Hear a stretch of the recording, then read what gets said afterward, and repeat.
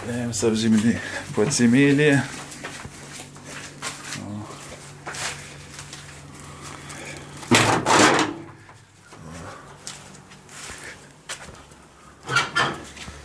Итак, вот тут находятся археологические находки в виде костей, как видим.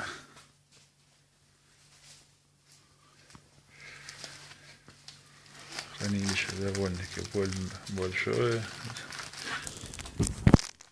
Много материалов, надеемся, есть